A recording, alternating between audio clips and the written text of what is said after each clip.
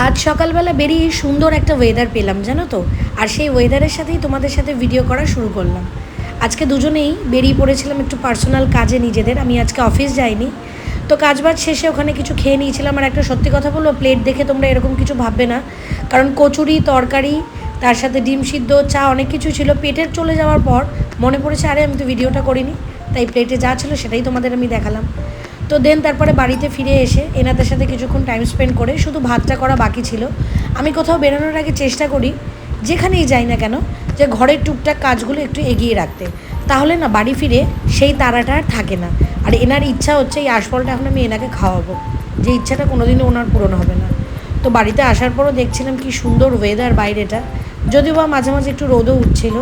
তো স্নান টান সেরে আজকে দুপুরবেলা লাঞ্চে ছিল মাছের ঝোল পাতলা, আর কালকে রাতের একটু চিকেন কষা ছিল। দেন খেয়ে দিয়ে উঠে একটা ভাত ঘুম তো এখন দরকারি, কি তাই না?